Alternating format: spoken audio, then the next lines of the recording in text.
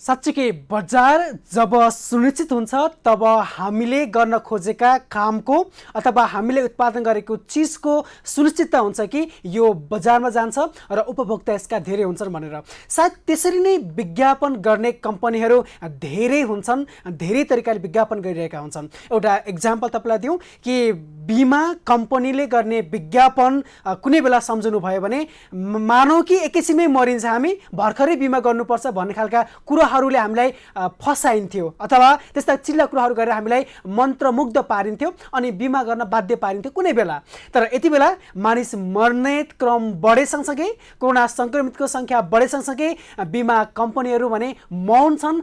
मानौ कि उनीहरू कति बेला मर्ने थाहा नै छैन, अब बिमा गर्न भन्नु हुँदैन भनेर उनको विज्ञापन पनि रोकिरहेको अवस्थामा राष्ट्रिय बिमा समिति सँगसँगै बिमा समिति जो नियामक निकाय हो त्यो पनि यति बेला चर्चामा आएको समय तपाईँलाई जानकारी गराउँदै यससँग सम्बन्धित डिटेल जानकारी आज बेलुका 4 बजेको सोमा राख्ने प्रयास गर्नेछौँ। कोरोनाको सन्तासमा हामी रहँदै गर्दा कृषि टेलिभिजन परिवारले विशेष महत्त्व दिँदै विशेष कुराकानीलाई जोड्ने प्रयास गर्दै सत्य तथ्य जानकारीको लागि हामी सम्बन्धित निकायलाई पनि झकझकाउने र सम्बन्धित ठाउँका व्यक्तिहरूका समस्यालाई पनि उठान गर्ने प्रयास स्वरूपको यो कार्यक्रम आज हार्दिक स्वागत। नमस्कार, म विश्वराज पाण्डे, किशोर चौधरी सरिखा। पक्कै पनि दर्शकवृन्द, तपाईँ समक्ष हामी छौँ र हामी समक्ष तपाईँ रहँदै गर्दा आत्मीयता बढाइरहेका छौँ, सत्य तथ्य जानकारी दिने प्रयास गरिरहेका छौँ। तपाईँले हामीले आफ्नै ठानेर तपाईँको जुन सुझाव सल्लाह तपाईँका ती समस्याहरू राख्दै गर्दा हामी मन्त्रमुग्ध भएका छैनौँ। यसलाई साँच्चीकै सम्बन्धित निकायलाई झकझगाउनको लागि पनि प्रयास गर्दै अगाडि बढ्ने क्रममा आज पनि हामीले तपाईँलाई कोरोनाको अपडेट दिने प्रयास गर्छौँ। विश्वमा अनि नेपालमा यसको प्रभावको बारेमा जानकारी दिन्छौँ अनि सम्बन्धित ठाउँका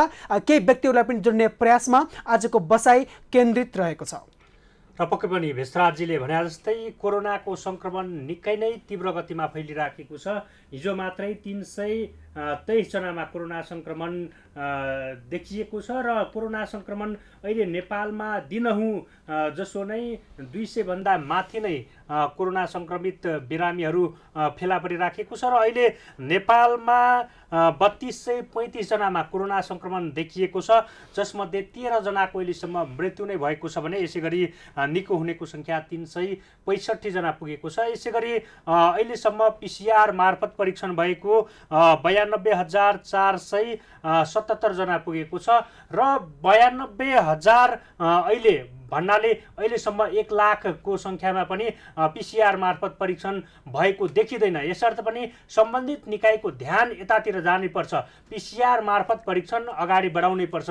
जसरी पिसिआरलाई मान्यता दिएको छ सरकार, त्यसै गरी नै पिसिआरलाई अगाडि बढाउनका लागि यहाँ सरकार तदारुकता देखाउनै पर्छ। किनभने अहिले जसरी यहाँ देखिएको छ, ढिलासुस्ती देखिएको छ, परीक्षणमा निकै कछुवाको गति देखिएको छ, यसले गर्दा पनि भित्रै भुसको आगो जस्तै गरेर कतै भित्रै कोरोना सङ्क्रमण निकै नै भयावह रूप लिइसकेको त होइन भन्ने आशंका पनि देखिराखेको छ र पछिल्लो समयको आँकडाले पनि त्यही भनिराखेको छ। किनभने दिनमा अहिले केही तीव्र गतिमा कोरोना सङ्क्रमणको पिसिआर मार्फत परीक्षण भइरहँदाखेरि त्यही सङ्ख्यामा कोरोना सङ्क्रमितको पनि बिरामीहरू पनि फेला परिराखेको छ। यसर्थ सम्बन्धित निकायले आरडिटी होइन, ऱ्यापिड किट होइन र सरकारले ऱ्यापिड किटलाई मान्यता दिएको छैन। किनभने ऱ्यापिड किटमा नेगेटिभ देखाए पनि पोजिटिभ देखाए पनि त्यसलाई लेखा राखिएको छैन, तथ्याङ्क राखेको छैन र पक्कै पनि आरडिटीमा नेगेटिभ देखाउँदा पिसिआरमा पोजिटिभ देखाएको छ, पिसिआरमा नेगेटिभ देखाउँदा आरडिटीमा पोजिटिभ देखाएको छ र केही समय अगाडि मात्र हिजो मात्रै एकजना जो कोरोना सङ्क्रमित बिरामी हुनुहुन्थ्यो त्यसमा आरडिटी नेगेटिभ देखाएको थियो र उहाँको मृत्यु भयो। त्यस पश्चात मृत्यु भइसके पश्चात उहाँलाई पुनः परीक्षण गर्दा पिसिआर मार्फत परीक्षण गर्दा उहाँको कोरोना पोजिटिभ देखिएको थियो। यसर्थ पनि हामी के बुझ्नुपर्छ भने कि आरडिटी अब होइन, अब पिसिआरलाई द्रुत गतिमा कोरोना परीक्षणको लागि अगाडि बढाउनुपर्छ। पक्कै पनि दर्शकवृन्द, तपाईँ हामी सबैले यसरी आवाज बुलन्दित पार्दै गर्दा सरकारको पनि ध्यान जाओस् भन्ने हाम्रो कामना।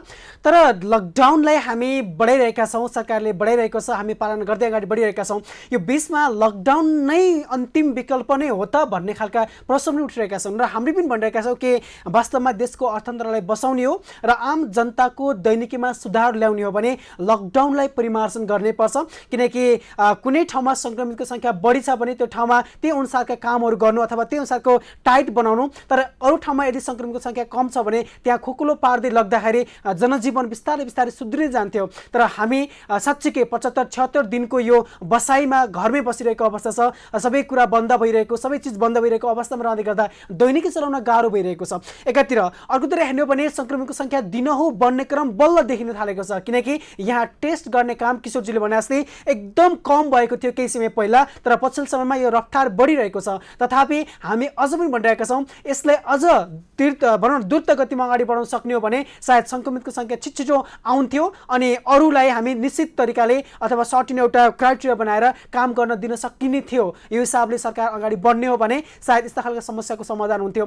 तथापि हामी भनिरहेका छौँ विदेशमा रहेका नेपालीहरू यति बेला नेपालमा ल्याउने काम गर्दै गर्दा, भारतमा रहेका नेपाली हजारौँको सङ्ख्यामा नेपाल प्रवेश गर्दै गर्दा यसले पक्कै पनि अथाह एउटा प्रयास गरे तापनि भयावहको अवस्था पक्कै आउला कि भन्ने आशंका चाहिँ बढिरहेको छ। त्यो हिसाबले गर्दा हामी कामना गर्न चाहन्छौँ, अनुरोध गर्न चाहन्छौँ तपाईँ दर्शकवृन्द जहाँ हुनुहुन्छ सकेसम्म सुरक्षित रहने प्रयास गर्नुहोला र त्यसको लागि कामै नगरी बस्नुहोस् चाहिँ भन्दैनौँ, काम गर्दै गर्दा पनि सतर्कता अपनाउन सक्ने हो। र सरकारले लगाएको जुन राष्ट्रिय बिमा छ, बिमामा पनि तपाईँ आबद्ध रहनुभयो भने तपाईँलाई केही राहत हुनसक्छ, किनकि सङ्क्रमित भएको पुष्टि भएमा 1 लाख आउने भन्ने कुरासँग सम्बन्धित जानकारी मैले अघि पनि भने बेलुका 4 बजी तपाईँलाई विशेष एउटा सोमा देखाउनेछौँ।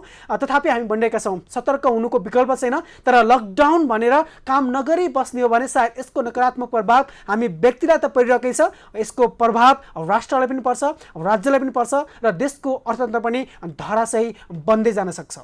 पक्कै पनि भेषराजजीले भने जस्तै यहाँ परीक्षण तीव्र गतिमा अगाडि बढाउनै पर्छ। यसै गरी भारतबाट अहिले नेपाल फर्किनेहरूको सङ्ख्या निकै नै बढेको छ। त्यहाँ रेल सेवा सुचारू भएसँगै अहिले निकै नै त्यहाँबाट नेपाल फर्किनेहरूको सङ्ख्या बढिराखेको छ र यो बढेसँगै नेपालमा कोरोना पनि बढिराखेको छ। ती भारतबाट आउने अधिकांश नेपालीहरूमा कोरोना सङ्क्रमण देखिएको छ। अहिले जस्तो झन्डै 32-35 जनामा कोरोना सङ्क्रमण देखिएको छ, जसमध्ये धेरैजना भारतबाट आएको नागरिक देखिन्छ। अझ मृत्यु हुने धेरै 13 जना मध्ये धेरै मानिस भारतबाटै आएको यहाँ देखिन्छ। यसर्थ पनि हामी सजग र सतर्क हुनैपर्छ। र म अघि भेषराजजीले जोड्नु भएको थियो भारतको कुरा, भारतमा निकै नै द्रुत गतिमा कोरोना सङ्क्रमण फैलिएको छ। पछिल्लो 24 घण्टाको कुरा गर्नुहुन्छ भने त्यहाँ 9,971 जनामा कोरोना सङ्क्रमण देखिएको छ र यो सबैभन्दा अहिलेसम्मकै सबैभन्दा बढी भनेर पनि भनिएको छ भारतमा। यद्यपि योभन्दा अगाडि शनिबार मात्रै 9,887 जनामा कोरोना सङ्क्रमण देखिएको थियो भारतमा। यसै गरी पछिल्लो 24 घण्टामा भारतमा मृत्यु हुनेको सङ्ख्या 287 जना रहेको छ। यसै गरी भारतमा अहिलेसम्म 2,46,628 जना कोरोना सङ्क्रमित रहेको देखिन्छ भने यसै गरी अहिलेसम्म मृत्यु हुनेको सङ्ख्या 6,946 जना पुगेको छ। र यसले गर्दा पनि के पुष्टि हुन्छ भने भारतमा निकै नै कोरोना सङ्क्रमण तीव्र गतिमा फैलिएको छ र छिमेकी देश भारत भएको हिसाबले पनि र नेपाल र भारतको खुला सीमा भएको कारणले पनि त्यहाँबाट निर्बाध रूपमा नेपाल आउने र जानेको सङ्ख्या त्यत्तिकै रहेकोले पनि कोरोना सङ्क्रमण थप जटिल बन्दै जाने हो कि भन्ने चिन्ता यति बेला बढेको छ। पक्कै पनि दर्शकवृन्द तपाईँलाई हामी स्वदेश मात्र नभएर विदेशको पनि अपडेट गराउने प्रयास गर्दै गर्दा हामी स्वदेशका विभिन्न ठाउँलाई पनि जोड्ने प्रयास गरिरहेका छौँ र यति बेला हामी समक्ष ताप्लेजुङ जिल्लाका प्रमुख जिल्ला अधिकारी डोरेन्द्र निरोला जोडिसक्नु भएको छ सिधा सम्पर्कमा। प्रजेज्यू हार्दिक स्वागत छ कृषि टेलिभिजनको विशेष प्रस्तुतिमा। धन्यवाद। हजुर, तपाईँ यति बेला प्रज्य हुँदै गर्दा ताप्लेजुङ जिल्लाको आफ्नो जिल्ला के कस्तो भइरहेको छ, त्यहाँका आम जनताका समस्याहरू के छन्, कोरोनासँग सम्बन्धित कुराहरू के हुँदैछन् भन्ने अपडेट पक्कै तपाईँसँग छ। हामीलाई छोटकरीमा भन्नुपर्दा के भन्नुहुन्छ? यो जिल्ला चाहिँ अहिलेसम्म सङ्क्रमण देखिएको छैन जिल्लाभित्र। हजुर, यो जिल्लाका बासिन्दा तर इन्डियाबाट आएर सङ्क्रमित देखिएको चाहिँ झापामा हो। हजुर, झापा र सुनसरीमा। त्यसकारण यहाँ जिल्लाभित्र चाहिँ सङ्क्रमण नदेखिएको हुनाले अहिलेसम्म जिल्ला सुरक्षित छ। हामीले भएसम्मका उपायहरू लाएर पनि यो जिल्लालाई चाहिँ सुरक्षित पार्ने प्रयासमा अहिलेसम्म सफल छौँ। र हामीले चाहिँ निश्चित सङ्ख्यामा आरडिटी र पिसिआर परीक्षणहरू पनि जारी राखेका छौँ। जस्तो तपाईँले भन्नुभयो कि हामीले सक्दो प्रयास गरिरहेका छौँ सङ्क्रमित नगराउनको लागि भन्ने कुरा गर्दै गर्दा कुनै बेला धेरै जिल्ला त्यस्तै थिए जहाँ सङ्क्रमितको सङ्ख्या थिएन तर अहिले त्यसको हटस्पट नै बनिरहेको अवस्था पनि छ भनेपछि भोलिका दिनमा नहोला भन्न सकिन्न। त्यसको लागि के कस्ता भनौँ न प्रिकौसन अथवा पूर्व तयारीहरू गरिरहनु भएको छ? होइन, हामीले बाहिरबाट आउने जुन यहाँ ताप्लेजुङवासीहरू बाहिरबाट आउने हुनुहुन्छ उहाँहरूलाई चाहिँ झापा वा सुनसरीमै होल्डिङ गरेर त्यही पिसिआर आरडिटी गराएर अहिलेसम्म दिलाइराखेका छौँ र समूहगतमा चाहिँ परीक्षण नगरेका मान्छेहरू छिरेका छैनन् र व्यक्तिगत रूपमा फाटाफुटो छिर्ने मान्छेहरूलाई पनि हामीले क्वारेन्टाइनमा राखेर परीक्षणको काम गरिरहेछौँ। जस्तो तपाईँले अघि पनि भन्नुभयो कि भारतबाट पनि आएका छन् भन्ने कुरा गर्दै गर्दा उनीहरूलाई के क्वारेन्टिनमा राखिएको अवस्था अथवा घर पठाइसकेको अवस्था हो? होइन, उहाँहरू प्राय चाहिँ त्यो समूहमा आएका पिसिआर परीक्षण पश्चात आएकाहरू त होम क्वारेन्टाइनमै हुनुहुन्छ र एक दुईवटा गाउँपालिकामा चाहिँ उहाँहरूले क्वारेन्टाइनमा राख्नु भएको। जस्तो प्रजेज्यू कुनै ठाउँमा हामीले के पाएका छौँ भने किटको पनि अभाव भएको हुँदा जो क्वारेन्टिनमा राखिएको छ उनीहरूलाई टेस्ट गर्न सकिएको छैन भन्ने समस्या आइरहेको छ। त्यो समस्या ताप्लेजुङमा छ अथवा छैन? अहिलेसम्म किटको पर्याप्तता त होइन, हामीलाई अहिलेसम्म चलिरहेको छ, ठिकै किटहरूको उपलब्धता छ। जस्तो प्रज्ञाज्यू, जस्तो अब ताप्लेजुङ जिल्ला अहिले अब आफैमा पनि अब भौगोलिक विकटता छँदैछ। अब त्यहाँ अब विभिन्न अब ठाउँ होला, नगरपालिका होला, स्थानीय निकायहरू रहेको छ। अब त्यहाँको अवस्था अहिले अब भौगोलिक विकटतासँगै त्यहाँको अवस्था, किनभने लकडाउन भएको पनि लामो समय बितिसकेको छ। अब तिनीहरूलाई अब घाँस बाँसको कुरा हुनसक्छ, के छ व्यवस्थापन कसरी अगाडि बढाउनु भएको छ प्रज्ञा? होइन, राहतको विषयमा त अब स्थानीय सरकारकै जिम्मामा राहत चाहिँ छ र केन्द्रीय सरकारको राहत वितरण निर्देशिका मापदण्ड अनुसारै उहाँहरूले राहत वितरण गर्नुभएको छ। यहाँ चाहिँ भोकै परेको भन्ने कहीँबाट पनि खबर आएको छैन र ताप्लेजुङ जिल्ला चाहिँ आफैमा समृद्ध भएको हुनाले त्यस्तो खालको भोकमारीको अवस्था छैन। जस्तो सिडे साहब, जस्तो तपाईँले भन्नुभयो अघि मात्रै कि ताप्लेजुङमा अहिलेसम्म कोरोना सङ्क्रमण देखिएको छैन।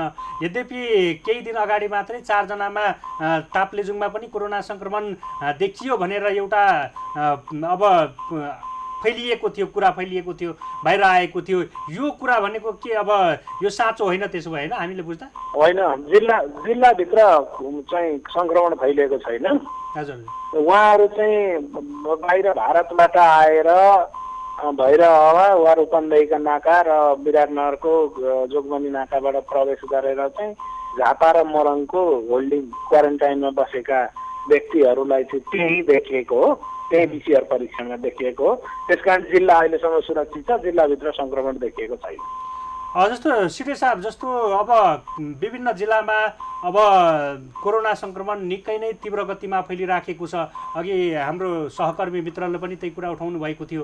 अब त्यहाँको व्यवस्था, क्वारेन्टिन, अझ अब अस्पतालहरूको व्यवस्थापन कसरी गर्नुभएको छ? किनभने अब कोरोना सङ्क्रमण अब त्यहाँ देखिएको छैन भन्दै गर्दा अब कुनै समय अब देखिएला पनि अब त्यो अब सुरक्षाको दृष्टिकोणले अब तपाईँहरूले आफैमा पनि सचेत हुनुहुन्छ होला। यसलाई व्यवस्थापन कसरी गर्नुभएको छ?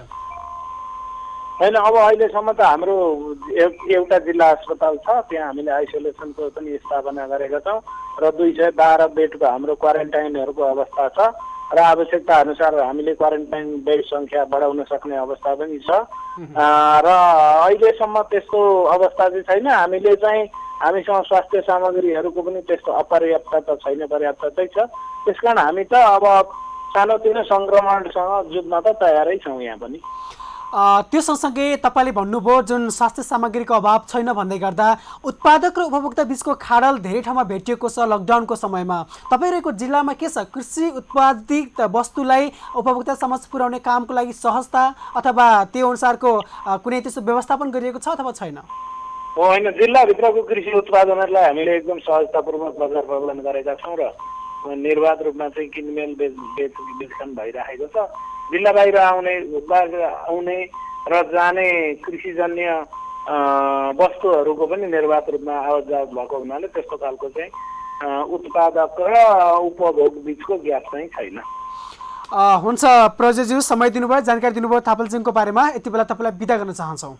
हस्, यहाँलाई पनि धन्यवाद। दर्शकवृन्द, साँच्चै हामी तपाईँलाई भनिरहेका छौँ, तपाईँ हामीलाई विश्वास गरेर हेर्दै गर्दा, हामीले दिएका सूचनाहरू सत्य छन् भन्दै गर्दा, हामी आफै बोल्नुभन्दा पनि सम्बन्धित ठाउँका व्यक्तिहरूलाई जुटाउने प्रयास गर्दै गर्दा यति बेला भर्खरै हामी समक्ष ताप्लेजुङ जिल्लाका प्रमुख जिल्ला अधिकारी डोरेन्द्र निरौलासँग जोडिसक्नु भएको थियो र तपाईँ सम्पूर्ण दर्शकवृन्दलाई भनिरहेका छौँ, सत्य तथ्य जानकारी दिने काम मात्र नभएर तपाईँका समस्याको समाधान खोज्ने प्रयास पनि हाम्रो जारी छ। 015530 222 र 015530 200 तपाईँको लागि खुला गरेका छौँ। यो जति बेला पनि खुला हुन्छ, तपाईँले आफ्नो समस्या राख्न सक्नुहुन्छ र प्रोग्राम चलाइरहेको बेला पनि तपाईँ 015530 200 को माध्यमबाट आउन सक्नुहुन्छ। त्यो तपाईँलाई थाहा नै छ, किनकि तपाईँको समस्याको समाधान खोज्नको लागि हाम्रो पहल लामो समयदेखि चल्दै आइरहेको छ। र पक्कै पनि म यहाँहरूको ध्यान आकर्षण, अब नेपालमा कुन कुन जिल्लामा कति सङ्ख्यामा कोरोना सङ्क्रमण देखिएको छ, यसै गरी कतिजनाको कुन कुन जिल्लामा मृत्यु भएको छ, यसै गरी कतिजनाको कुन कुन जिल्लामा सफल उपचार भएको छ भन्नेतर्फ म यहाँहरूको ध्यान आकर्षण गराउन चाहन्छु। सबैभन्दा बढी कपिलवस्तु जिल्लामा कोरोना सङ्क्रमण देखिएको छ। 529 जनामा कपिलवस्तु जिल्लामा कोरोना सङ्क्रमण देखिएको छ। यसै गरी 10 जनाको मात्रै सफल उपचार भएको छ कपिलवस्तु जिल्लामा। यसै गरी रौतहटमा 393 जनामा कोरोना सङ्क्रमण देखिएको छ, 3 जनाको मात्रै सफल उपचार भएको छ। यसै गरी दैलेखमा 347 जनामा कोरोना सङ्क्रमण देखिएको छ, एक जनाको मृत्यु भएको छ। यसै गरी बाँकेमा 267 जनामा कोरोना सङ्क्रमण देखिएको छ, एक जनाको मृत्यु भएको छ, 23 जनाको सफल उपचार भएको छ। यसै गरी सर्लाहीमा 178 जनामा कोरोना सङ्क्रमण देखिएको छ। यसै गरी झापामा 131 जनामा कोरोना सङ्क्रमण देखिएको छ, 29 जनाको सफल उपचार भएको छ। यसै गरी पर्सामा 115 जनामा कोरोना सङ्क्रमण देखिएको छ, 93 जनाको सफल उपचार भएको छ। यसै गरी रूपन्देहीमा 106 जनामा कोरोना सङ्क्रमण देखिएको छ, 27 जनाको सफल उपचार भएको छ। यसै गरी धनुषामा 104 जनामा कोरोना सङ्क्रमण देखिएको छ, 2 जनाको सफल उपचार भएको छ। यसै गरी महोत्तरीमा 94 जनामा कोरोना सङ्क्रमण देखिएको छ, सल्यानमा 94 जनामा कोरोना सङ्क्रमण देखिएको छ, सप्तरीमा 77 जनामा कोरोना सङ्क्रमण देखिएको छ, दाङमा 73 जनामा कोरोना सङ्क्रमण देखिएको छ। यसै गरी सुर्खेतमा 73 जनामा कोरोना सङ्क्रमण देखिएकोमा 1 जनाको मृत्यु भएको छ। यसै गरी बारामा 68 जनामा कोरोना सङ्क्रमण देखिएको छ, 1 जनाको मृत्यु भएको छ। यसै गरी सिराहामा 47 जनाको कोरोना सङ्क्रमण देखिएको छ। यसै गरी उदयपुरमा 38 जनामा कोरोना सङ्क्रमण देखिएको छ, जसमध्ये 34 जनाको सफल उपचार भएको छ। यसै गरी काठमाडौँमा 31 जनामा कोरोना सङ्क्रमण देखिएको छ, 5 जनाको सफल उपचार भएको छ। कालीकोटमा 25 जना, यसै गरी जुम्लामा 24 जना, यसै गरी स्याङ्जामा 23 जना, यसै गरी नवलपरासी पूर्वमा 22 जना, यसै गरी बागलुङमा 18 जनामा देखिएकोमा 2 जनाको मात्रै सफल उपचार भएको छ। मोरङमा 18 जना, यसै गरी रामेछापमा 18 जना, यसै गरी अछाममा 15 जना, कञ्चनपुरमा 13 जनामा देखिएकोमा 1 जनाको सफल उपचार भएको छ। यसै गरी दोलखामा 10 जनामा देखिएकोमा 1 जनाको मृत्यु भएको छ। यसै गरी नवलपरासी पश्चिममा 10 जना, यसै गरी पाल्पामा 10 जनामा देखिएकोमा 1 जनाको मृत्यु भएको छ। यसै गरी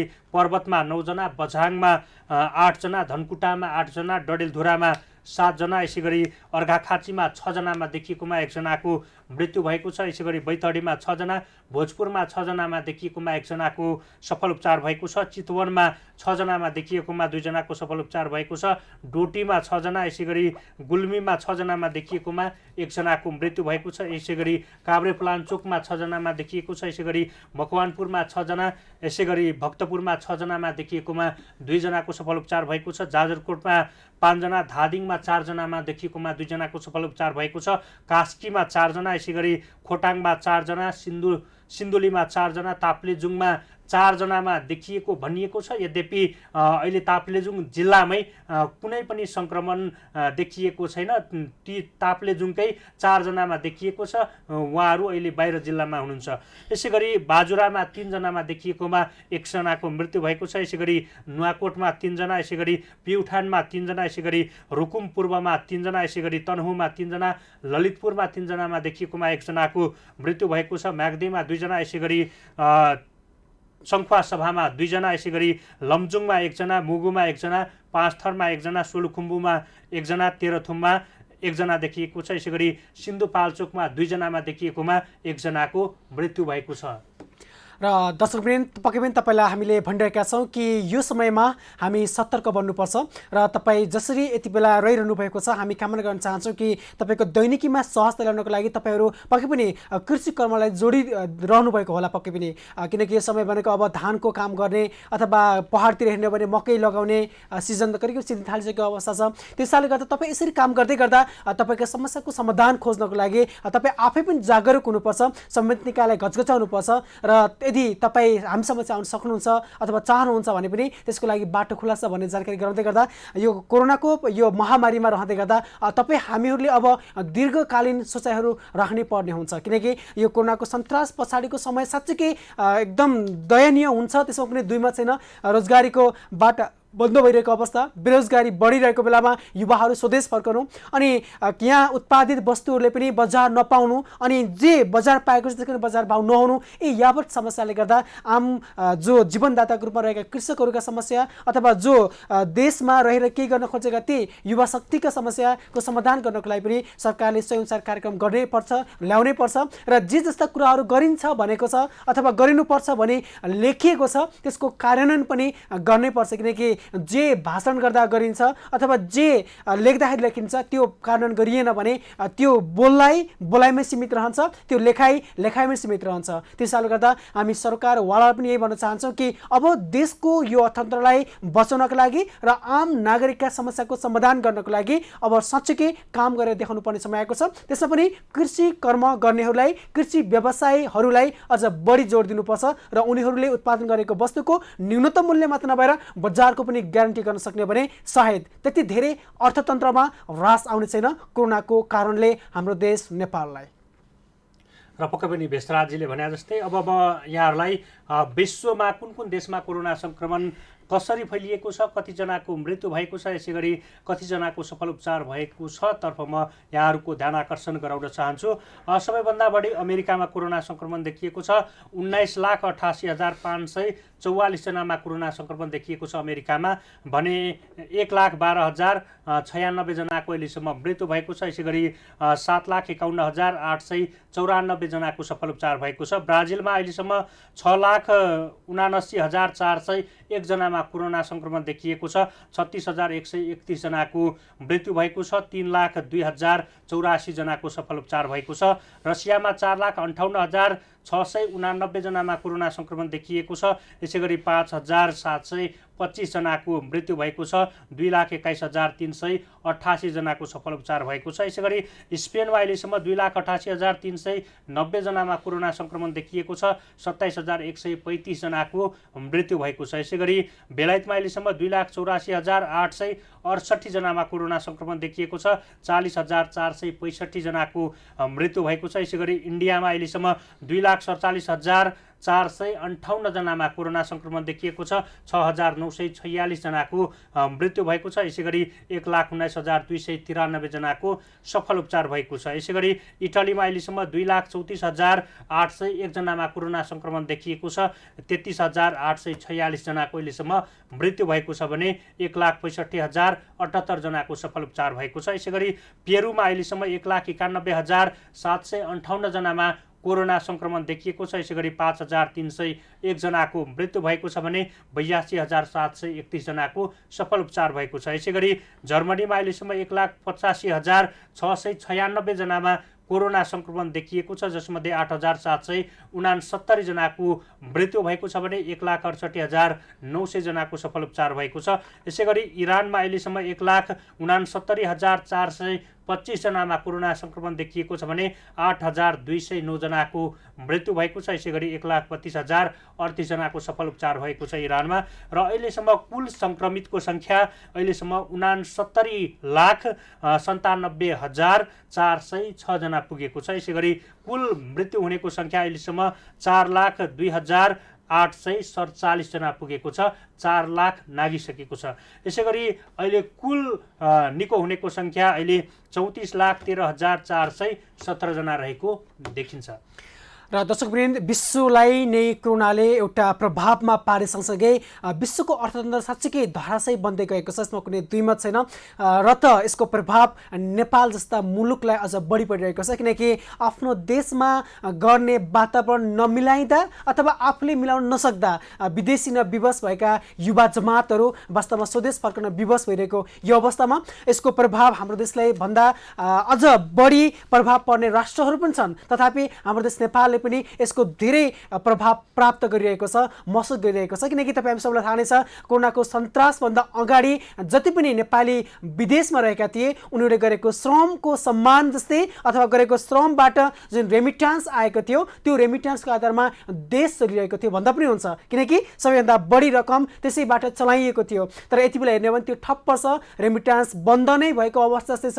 भनेपछि ती सबै स्वदेश फर्कँदै गर्दा खानाको अवस्था हुनसक्छ, बस्नको अवस्था हुनसक्छ, सँगसँगै रोजगारीको त अवस्था साँच्चीकै नाजुक नै छ। भनेपछि यो सबैलाई मिलाउनको लागि सरकारको एउटा च्यालेन्ज पनि आएको छ र हामीले बुझ्नुपर्ने कुरा जहिले पनि सरकार सरकार भनेर पनि हुँदैन सायद, किनभने हामी सबै व्यक्तिहरू बुझ्नुपर्छ, जान्नुपर्छ कि अब मलाई कसैको आश छैन, मलाई कसैले सहयोग नगरे पनि म बाँच्न सक्छु भन्ने खालको त्यो आत्मबल दरिलो पार्दै काम गर्नुपर्ने अवस्था आएको छ। यदि यो सबैले गर्न सक्ने हो भने र आफ्नो गाउँ आफै बनाऊ, आफ्नो सहर आफै बनाऊ, आफ्नो घर आफै बनाऊ भन्ने अभियानमा लाग्ने हो भने सायद सरकारको मात्र मुख थाकिरहनु नपर्ला। तर हामी पनि सायद त्यही कुरामा अलिकति व्यस्त छौँ कि आफूले पनि काम नगर्ने, अर्काले काम गरेन भन्दैमा उसले काम गरेन भनेर नेगेटिभ कुरा गर्ने। सायद यो दृष्टिकोण अथवा यो भावना जागृत भएर पनि देशले एउटा ठुलो समस्या भोगिरहेको खण्डमा अब हामीले नयाँ चिन्तन गरौँ कि म बाँच्नको लागि र मेरो परिवार बाँच्नको लागि अब अरू कसैमा भर पर्नु पर्दैन भन्ने आत्मबल आउँदै काम गर्ने अवसर मिलोस्, अवसर मिलाऊ भन्ने मेरो भनाइ तपाईँहरूको लागि।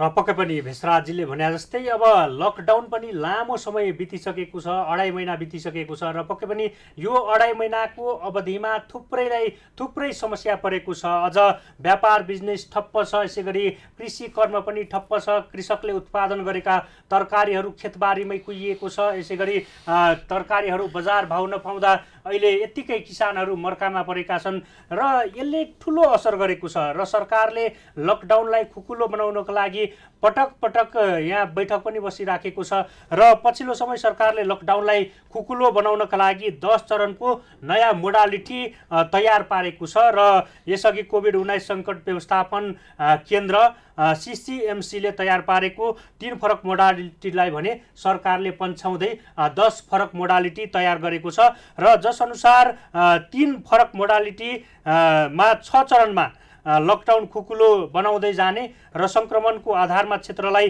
रङ्गमा विभाजन गर्ने, जस्तो हामीले योभन्दा अगाडि पनि पटक भनेका छौँ, येल्लो, यसै गरी ग्रिन, रेड, यस्तै गरेर सरकारले छुट्याउनेछ र पक्कै पनि यसले सर्वसाधारणलाई जुन अहिले मर्का परेको छ त्यो मर्काबाट पक्कै पनि केही राहत हुने हामी अपेक्षा गर्न सक्छौँ।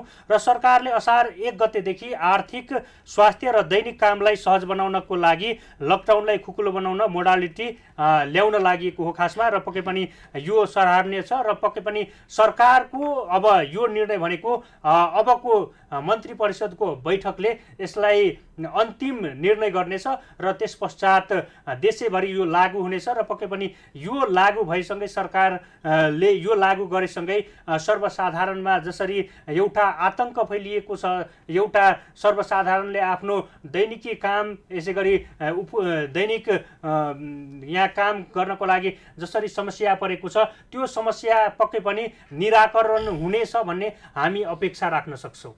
पक्कै पनि किशोरजीले भने जस्तै हामी आशावादी बनौँ कि आउने दिन अझ सहज हुँदै जाओस्, तर आशावादी भएर मात्रै र सपना देखेर मात्रै कार्यान्वयन त हुँदैन, काम त गर्नै पर्ने हुन्छ। किनकि सपना देखेर हुने भए सायद हामीले वर्षौँ अगाडि सिङ्गापुर देखिसकेका हुन्थ्यो होला, तर सपना देखियो, काम गर्न सकिएन। त्यसैले गर्दा आशावादी बनौँ, निराशावादी नबनौँ, तर आशावादी बन्दै गर्दा आफ्नो कदमलाई पनि अगाडि चाल्ने हो भने सायद सफलता मिल्छ र समृद्धिको बाटो पनि तय हुन्छ। र हामी पनि भनिरहेका छौँ कि दर्शकवृन्द, तपाईँका समस्याको समाधान गरिदिनको लागि कहिलेकाहीँ अरूको सहयोग लिनुपर्छ नै, तर सधैँ नै हरेक कुराको लागि अर्कोको सहयोग लिने हाम्रो बानी पनि हटाउँ भन्छु म वास्तवमा। किनभने आत्मनिर्भरताको बाटो अपनाउँ क्या। हामी नेपाललाई हुन त भनिरहेका छौँ जहिमा पनि नेपाल आत्मनिर्भर बन्नै सकेन, जहिले पनि परनिर्भरता देखाइरहेको छ भन्दै गर्दा नेपालको नाम जोडिनुभन्दा अगाडि आम व्यक्तिको नाम जोडिएको हो। किनभने व्यक्ति पहिला आत्मनिर्भर बन्न सकेको छैन भनेपछि नेपाल स्वत बन्दैन। त्यसैले गर्दा हामीले अब व्यक्ति आत्मनिर्भर बन्ने प्रयास गरौँ कि तपाईँ व्यक्ति सक्नुहुन्छ भने परिवारलाई सकौँ होइन, सक्नुहुन्छ भने समाजलाई आत्मनिर्भर बनाऊ, सकिन्छ भने देशलाई आत्मनिर्भर बनाऊ, सकिन्छ भने विश्वलाई आत्मनिर्भर बनाऊ, सकिँदैन भने एटलिस्ट आफूलाई आत्मनिर्भरताको बाटोमा लगाऊ कि कुनै चिजको अभाव हुँदै गर्दा अर्काको हात माग्न नपरोस्। तर देखिन्छ यहाँनिर युवा जमात पनि जो शक्तिले भक्तिले भरिपूर्ण छन्, तर बिहे गर्ने उमेर हुँदै गर्दा पनि अझै घरमै पैसा मागेर दैनिकी चलाउनु पर्ने, पकेट खर्चको लागि पनि घरमै पैसा माग्नु पर्ने, अथवा श्रीमान श्रीमतीको केसमा हेर्ने भने श्रीमती श्रीमानमै भर पर्नुपर्ने, कहिले श्रीमान आउला र लाली ल्याइदेला भन्दै पर्खाइमा बस्नुपर्ने, यस्तै खालका परनिर्भरता हाम्रो समाजमा रहेको कारणले गर्दा खास नेपाल आत्मनिर्भर नबनेको। त्यसैले गर्दा अनुरोध गर्न चाहन्छौँ कि अब व्यक्ति आत्मनिर्भर बनाऊ अनि परिवार बन्छ, समाज बन्छ, राष्ट्र स्वत बन्छ। यो भावना आम जनतामा, आम नागरिकमा जागृत हुनु र कार्यान्वयन गर्नु वर्तमान समयको आवश्यकता हो। पक्कै पनि भेषराजीले भने जस्तै पक्कै पनि जीवनयापन गर्न निकै नै अहिले असहज बनिराखेको छ। सर्वसाधारणलाई कसरी दुई छाक अहिले काटौँ भनेर सर्वसाधारणलाई निकै नै चिन्ता परेको छ। अझ जो दिन दुखी हुनुहुन्छ, जो गरिब हुनुहुन्छ, जो मजदुर हुनुहुन्छ, उहाँहरूलाई यति बेला सबैभन्दा पीडा परेको छ यति बेला। र सरकारले कोरोना रोकथाम र नियन्त्रणका लागि अहिलेसम्म 10 अर्ब बजेट खर्च गरिसकेको छ। यद्यपि बजेट कहाँ कहाँ गयो भन्ने अहिले पनि खुलाउन सकेको छैन सरकारले। हुन त यहाँ अझै पनि तपाईँ अस्पताल जानुहुन्छ भने पिपिईको यहाँ अभाव देखिएको छ, मास्कको अभाव देखिएको छ, यसै गरी अन्य सेनिटाइजरको अभाव देखिएको छ, लगायत थुप्रै चिजहरूको अभाव देखिएको छ। र अहिले पनि स्वास्थ्य कर्मीहरू यत्तिकै पनि स्वास्थ्य आफ्नै लगानीमा मास्क किन्ने, यसै गरी अन्य चिजहरू किनेर सेवा सुविधा दिइराखेको छ। सरकारको यतातर्फ पनि ध्यान जानैपर्छ। र आज मात्रै राष्ट्रिय सभाको बैठकमा रमेशचन्द्र रायमाझीले सरकारले गरेको खर्चको विवरण मागेको छ र यो जनताले, आम जनताले थाहा पाउनुपर्छ कि सरकारले कहाँ कहाँ लगानी गर्यो, के लगानी गर्यो, कुन क्षेत्रमा लगानी गर्यो यो स्वास्थ्यको विषयमा भनेर आवाज उठाएको छ। र पक्कै पनि सरकारले जसरी 5 लाख भन्दा माथिको चिजबिज खरिद गर्नको लागि सार्वजनिक ऐन अनुसार जुन बोलपत्रको आह्वान गरिनुपर्ने हुन्छ त्यो देखिएको छैन। यसर्थ पनि यहाँ केही न केही गडबड छ है भन्नको लागि यहाँ सहज ठाउँ पनि देखिएको छ र सांसदहरूले पनि त्यही कुरा उठाइराखेको छ। र हामीले योभन्दा अगाडि पनि पटक पटक यहाँ केही चलखेल हुँदैछ, भ्रष्टाचार हुँदैछ भनेर हामी सम्बन्धित निकायलाई खबरदारी पनि गरिराखेका छौँ। सम्बन्धित निकायको यतातर्फ ध्यान जानैपर्छ। अझ यो बेलामा सरकारले पिसिआर मार्फत चेक जाँच गर्नुपर्ने, तर सरकारले अझै स्वास्थ्य मन्त्रालयले अझै आरडिटी मार्फत चेक जाँच गर्नुपर्छ। अझ स्वास्थ्य विज्ञ सल्लाहकार त्यहाँ रहनुभएका खेम कार्कीले अझ आरडिटी किट किन्नको लागि नै यहाँ पटक पटक दबाब दिएको पनि देखिन्छ। अझ झन्डै अहिले पनि 1,25,000 आरडिटी किट ल्याउनुपर्छ, आवश्यकता छ भनेर भनिराखेको छ। तर आरडिटीले अहिले पनि काम गरेको छैन। तपाईँ आरडिटीले त्यहाँ परीक्षण गर्ने तर पुनः पिसिआरै परीक्षण गर्नुपर्ने अवस्था रहेको छ भनेपछि त्यो आरडिटीको काम के त भन्ने यहाँ प्रश्न देख्न सकिन्छ। र प्रश्न पनि यहाँ रहिरहेको अवस्थामा समेत सरकारको ध्यान यतातर्फ गएको छैन। कसरी हुन्छ अरौटे भरौटेलाई कसरी हुन्छ पालन पोस्न खोज्ने, यसै गरी भ्रष्टाचारलाई झन् प्राथमिकता दिने, भ्रष्टाचार कसरी मौलाउँछ भन्नेतर्फ आकर्षित गराउने तर्फ सरकार अलिकति अग्रसरता देखाएको हो कि भन्ने पनि यता देखिन्छ। किनभने यस्ता गतिविधिहरूले गर्दा यहाँ देखिन्छ। यसर्थ सम्बन्धित निकायको ध्यान यतातर्फ जानैपर्छ। पक्कै पनि किशोरजी तपाईँले भनेको कुरा वास्तवमै स्थितो सत्यको रूपमा स्वीकार्न विवश छौँ हामी, किनभने तपाईँ हामीलाई थाहा नै छ यहाँ करोडौँको कमिसनको खेलहरू भएका बाहिर आइरहेका छन्। अझै भित्रभित्र कति अर्बौँको खेल भइरहेको होला हामीलाई थाहा नहुनसक्छ। तर यो जटिल अवस्था जहाँ आम नागरिकलाई के खाउँ कसो गरौँ भनेर छटपटाइरहेको अवस्थामा पनि कमिसनको खेल कमिसनको बार्गेनिङ गरिन्छ भने जनताको त्यो मत जितेर जनतालाई हेर्छु भन्ने कसम खाएर माथि गएको काम के? सायद आम नागरिकले, आम देशभक्त व्यक्तिले र आम सचेत व्यक्तिले यसलाई बुझ्नै पर्छ र यसको रिजल्ट अथवा नतिजा हामीले देखाउनै पर्छ ती व्यक्तिहरूलाई जसले अहिले त्यो हरकत गर्न पछाडि परेका छैनन्। र त्यो देखाउने भनेको समय आउँछ, केही समय पछाडि चुनाव होला, चुनाव हुने बेला फेरि घर घर दैलो दैलोमा पुग्नु पर्ला, त्यति बेला फेरि त्यही गेटमा अथवा गोठबारीमै गएर दर्शन नमस्ते गर्नु पर्ला, जसलाई आज परेको समस्याको सुनवाई हामी गर्न सकिरहेका छैनौँ भनेर बुझ्दैनन् उनीहरूले। तर उनीहरू पुनः जान्छन् आउँछन् एकपटक, त्यति बेला हामीले सबक सिकाउनु पर्छ र यो पाठ यति बेला हामीले सिक्नु जरुरी छ। यो भन्दै गर्दा हामी साँच्चीकै सरकारले दिएका सेवा सुविधा लिनबाट चाहिँ पछाडि पर्नु भने हुँदैन। हुन त एकतर्फ सरकारले केही गरेको छैन भनिरहेका छन्, तथापि जे गरेको छ, जे जति दिएको छ त्यो पाउनको लागि, त्यो पाउन लायक छौँ भने आवाज बुलन्दित पार्नै पर्छ। यदि त्यसमा पनि सोर्सको फोर्सको पावरको एउटा काम चल्छ भने त्यसका विरुद्ध हामी जाइ लाग्नुपर्छ, किनकि आम नेपालीको बानी के छ भने कसैलाई अन्याय नगर्ने अथवा कसैलाई नहेप्ने, तर कसैले त्यो गर्यो भने सहन पनि नसक्ने आम पुर्खाले देखाएको त्यो बाटो हामीले अँगाल्नै पर्छ। कृषि टेलिभिजनको विशेष प्रस्तुति यो कोरोनाको सन्तासमा हामी रहँदै गर्दा आजको बसाइको अन्तिममा छौँ। किशोरजी के जोड्ने तयारीमा हुनुहुन्छ?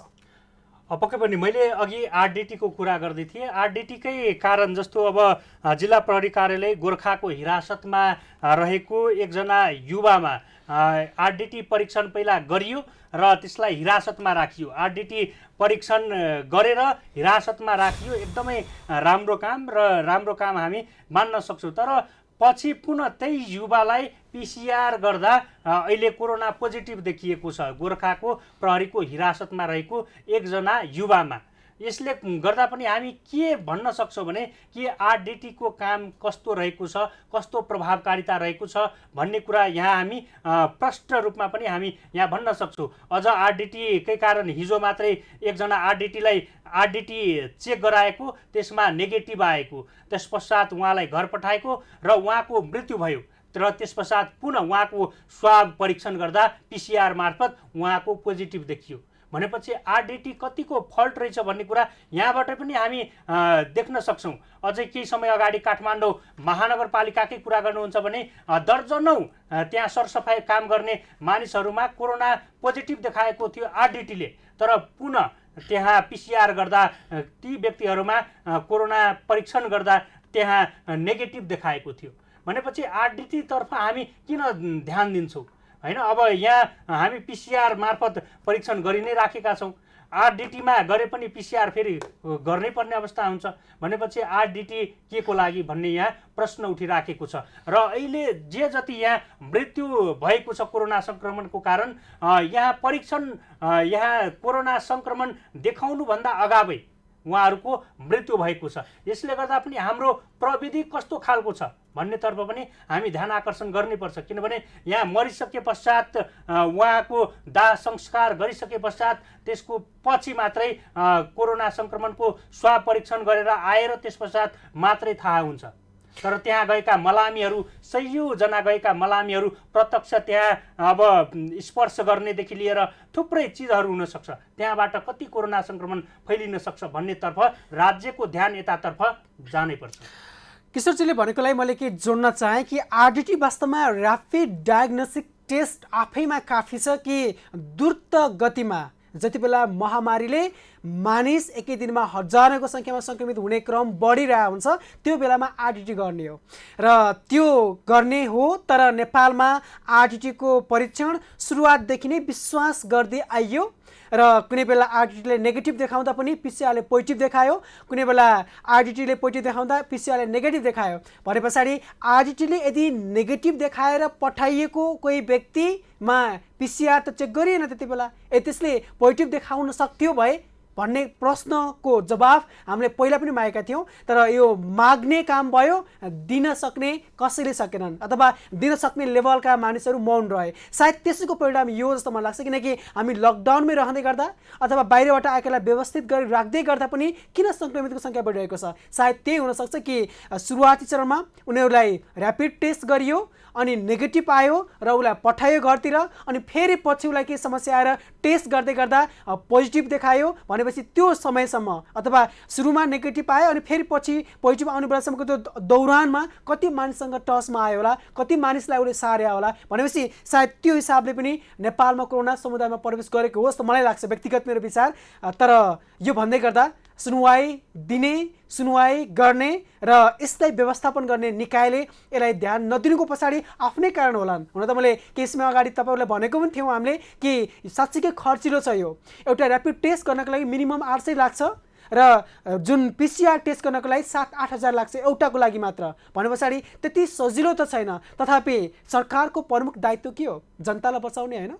यदि जनतालाई बचाउने हो भने किन खर्च गर्न डराउने त? तथापि केही समय अगाडि जुन आर्थिकको कुरा जोडिसकेको छ कि रफ्तारमा चेक हुने काम पनि भइरहेको छ र जुन बजेट आइरहेको अथवा जति खर्च भयो भने त्यो अमाउन्ट आइरहेको छ त्यो तालमेल नमिल्या हो कि भन्ने आशंका पनि गरिरहेको छ। हुनसक्छ यहाँनिर जे पनि हुन्छ भित्रभित्र, तर त्यो भन्दै गर्दा हामी मौन चाहिँ बस्नु हुँदैन। यो सन्देश त्यो भएको बारे पनि हामी राखिरहेका छौँ र आजको बसाइ जुन कोरोनाको सन्तासमा देशका साथ तपाईँ हामी सँगै रहँदै गर्दा आज हामी बिमालाई पनि जोड्ने प्रयास गऱ्यौँ सुरुमा। र तपाईँलाई म फेरि पनि भन्न चाहेँ कि बिमा कम्पनीहरूको हरकत जुन कोरोना आउनुभन्दा अगाडि मानिस आजै मर्न सक्छ है भनेर तर्साएर बिमा गराउने ती कम्पनीहरू यति बेला भागिरहेका छन्। तिनीहरूको कालो कर्तुतको पर्दाफास 4 बजे गर्ने प्रयासमा हामी जुटेछौँ।